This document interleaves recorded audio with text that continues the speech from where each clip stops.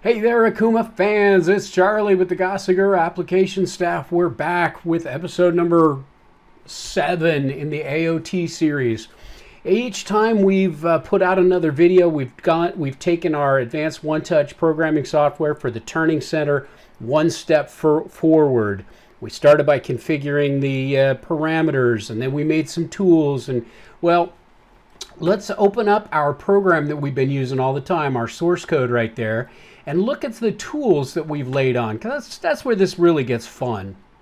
We did some facing and some drilling, rough turning on the ID and the OD, and then we did some finishing, V-groove, drilled and tapped some holes radiating from the side, transferred from spindle to spindle, and then did some subspindle facing, roughing, and finishing. If you have missed any of that, look back on those previous episodes. They're labeled in this playlist. Yeah, you'll enjoy them. You will? You'll get some work out of it. There you go. So what I want to do today is we're going to expand our live tooling work. We did holes. Great. Let's do some contour, huh? So on my part that you see up on the screen here, let me move my face out of the way. Wasn't that cute? On my part here, I'm going to mill a square on this surface right here, that guy. This will be about an 1.5 inch square, and we'll go, say, 1.25 inches deep, and that should put us right up against this angle that was on the on our DXF file. So let's look at our process plan here and figure out an optimal place to put this. We did our turning, drilling, OD, roughing ID, finish OD, then we did a groove. Now we're switching to live tools right here. This is where we started doing the drilling of those holes on the face. So I'm thinking that seems like a pretty good place, a pretty logical place to insert another live tool. So I'm going to highlight that guy, and if I touch Sheet Edit over F5, I can now insert one line. We did that in a couple of previous, but it's stuck in a blank line directly above my mill drill. Now I can quit out of the sheet editor. So when I touch Process Edit, it now, because that field was not populated with additional value, it assumes we're making a new evolution. It is on the first spindle. It is multi-machine because it's live tooling action. And now here we have a description of our live tooling processes that the machine knows how to do. A hole, a line, an area. We talked about this when we were doing the hole. This is going to be the same as a CAM system describing contours versus pockets. Now we use different nomenclature here simply because there are multiple contours that we can make and multiple types of pocket. But we're going to do the contour. As soon as we get into the contouring, here are my different types of cuts the machine knows how to make. The first is just a straight keyway. This is cutting with 100% of the tool diameter, and it's making a straight line either in Y or in Z, and no frills. This is just a straight keyway cut. The M groove is the same thing. It's cutting with 100% of the diameter, but now we have the ability to also cut arcs, loops, that sort of thing. Instead of a straight line, we can interpolate. Contouring is the next one. That one is for exactly what we want to do. And then we can chamfer it down the road. So let's go into our contouring menu. And we have 4 different ways of specifying our contour. A line contour rough means that we're going to position the tool radially on the specified diameter, and we'll step down along the tool axis. So we're making Z depth cuts, and then we can finish the same way. Then the wide contour is going to position the tool at the Z depth and then step over. Same thing with the finish. So let's do a line contour rough. So we're going to go straight to our diameter, and then we'll step down the tool. No real reason why you would do one the other. It just depends on your cut conditions. We don't have a tool set up for this. No big deal. We experienced this previously. We just have to touch tool setting, and it gives us a dialog block to describe the tool we're going to use. Now I'm going to move this away so I can look up here and I see that, hey, we haven't used tool 6 yet. So we're going to put tool 6 in here with offset 6. We'll say that our length, I calipered that at 2.5 inches. It's a 1/2 inch diameter tool, and it is a 3-fluter. Now we've acknowledged that, we have all of our information set up. And because we finished all of the information here, we're looking for the word next. And in this case, it's cut conditions. This populated all the defaults straight from our preferences that we set up way back when. Our cutting speed, okay, that's fine, 164 surface feet per minute. Feed rate, it's a little slow. I'm going to speed it up because I want to see the verification move a little faster. And we're cutting air here, and boy, the surface finish on that air is really sweet. Next, we have a feed rate for air cut when we're just positioning the tool. That's fine, we'll keep it up in the air. Depth of cut, we're going to give that, let's round it off to 1/4 inch. And then our finish on the wall and our finish on the floor. Now let's zero out the finish on the floor because we really don't have a step there necessarily that we have to keep clean. Okay, information is done, so let's do our next shape. This field right here at the very top is asking me how I want to communicate to the machine. Do I want to specify this in X, C, and Z, or speak in X, Y, and Z coordinates? Now, because the machine we're using is an MW, it doesn't have a Y-axis, but it knows that it may be easier for me to communicate to the machine with the X and Y coordinates, but the machine will respond in X and C. So let's go ahead and tell it, yeah, you know what? I don't want to have to talk about the y-axis as being a decimal degree, so we're going to speak in X, Y, and Z. Next question is reference angle. If this square that I'm about to machine is oriented along an axis other than C0, it makes it difficult for me to describe where these points are. So I have the ability here to say, you know what, I'm going to speak to you as if this thing were oriented at C0, but I actually want it kicked off at 30 degrees. Now we're going to take our start point in X. Now you notice that as soon as we got in here, our view changed to the front of the part, and we're speaking along a radial axis. So let's take our X and start somewhere up here where you see that little tiny cursor, like, okay, 750 by 750, and my start point in Z. Now before I get to see that point, I have to finish populating this information.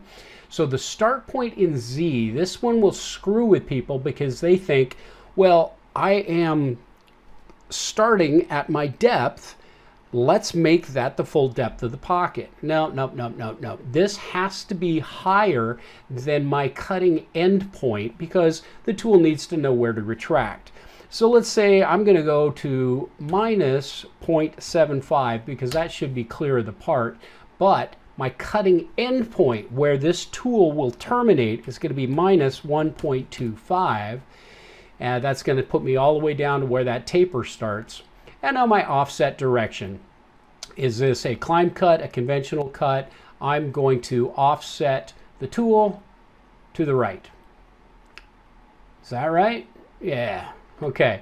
So now I've got my point sitting right there, and I can just describe what I want to do.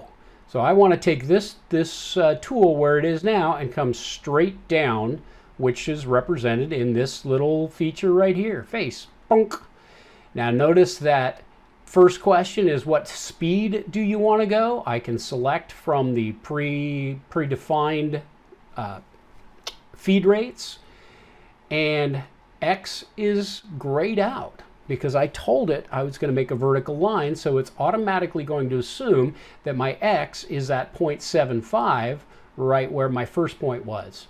But my Y is going to be minus 0.75, and it will come straight down. Now I leave these next tangent and not tangent alone. This is an optional extra. if the next move is going to be an arc, I have the ability to say, hey, this arc is either going to be tangent to my line or not tangent to my line. And it's a neat little feature that helps you when you're doing complex geometry. But I've also found that AOT is super intuitive about figuring out from your numbers what is going on. So we're just going to leave that blank and just say, okay, brunk, there it went. Straight down. There's my line. That looks like exactly what I want. Next move is going to come over to the left. So that's described as the longitudinal move. And that's going to be to minus 0.75. Feed rate staying at rough. Don't worry about the tangent. And I can just breeze through here and finish up my cut. One more longitudinally, and I could either type in the x 0.75, or because I'm coming back to a complete circle, square, whatever it is, I can just say, hey, start point coordinate, and it automatically populated that for me. Hey, I've got a square. Awesome. So everything here is good. If I arrow over one time, I'll see I've got the next pattern. So let's go into this. If I were wanting more than one square, let's say for instance I wanted a hex, I could change that from one feature to two features and shift them by 45 degrees. Look, now I got a hex.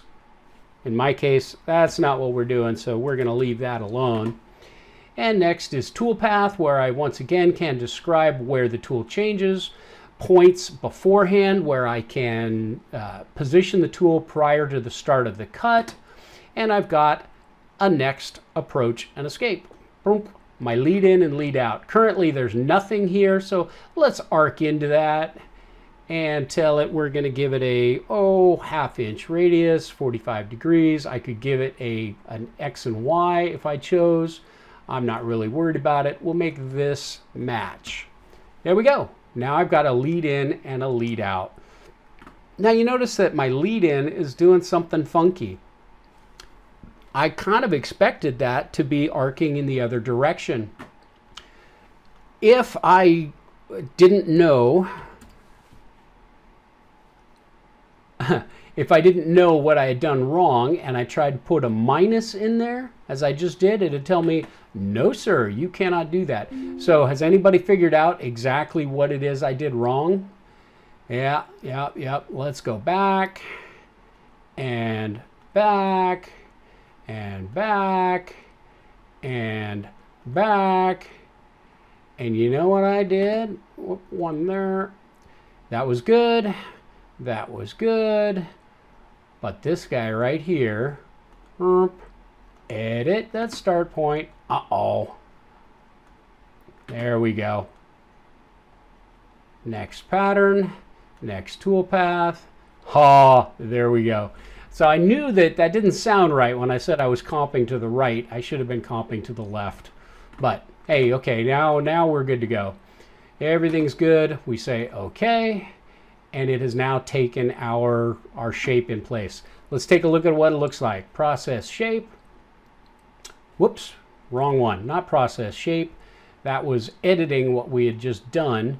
What I want is process test. Boy, when I get going, I lose my noodle. Okay, so let's run through this whole thing that we saw so far. We already know that in a previous video we did the facing and the drilling. Speed it up, Charlie.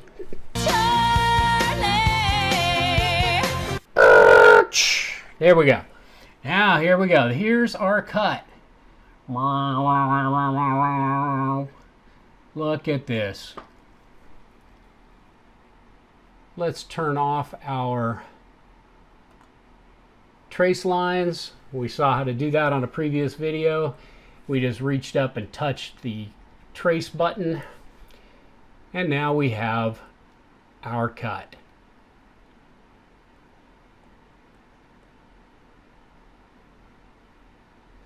Now, if you watched the previous video when we were talking about the live tooling, we see the tool walking around the part, but we know we don't have a y-axis on this machine.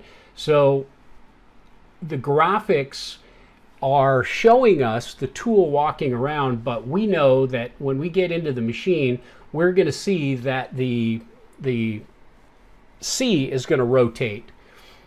Graphics just, they simply always hold the part stationary no matter what. Boom! Now we've got our square. What do you think? One more time. Let's get out of this. We're going to breeze through this whole mill contour, and we're going to do a finish pass. Super simple. We'll do it quickly. We're going to insert a line once again. Now we're going to quit out of that process. One spindle, multi-machine, line, contouring, and we're going to do the line contour finish. We don't have a tool, so let's just quickly breeze through that. We're going to use the same tool and 3 flute. Okay, that's good. Cut conditions, everybody's happy. Notice that now it's moving faster because it is a finishing pass. We'll make sure that our feed rates are copacetic. Now when we go into next shape, yep, we're going to do that guy and 0.75 by 0.75 by minus 0.75 by minus 1.25, and this time we're going to do that right. Yeah, baby. So now we're going to breeze through this and just go minus 0.75. I missed the field where I could have copied the previous shape, but because this is such a simple shape, I'm not even going to worry about it. I'm just going to bust through here and make everything the same as it was on the previous. Dunk. There we go. And next pattern, and next tool path, and next approach and escape. Let's do the same of a 1/2 inch by 45 and a radius of 1/2 inch by 45. Okay. Now we should be able to see a rough and a finish. And let's do high speed. Merch. All right, now that we come out of ludicrous speed, let's turn off our tool graphic again, or our cut graphic, and we'll see now that the roughing is done that we do a single line contour finishing pass, taking out that last little bit of material left from the roughing. Super simple, right? We now have a square on our part. I think that's a good spot to wrap up for this one.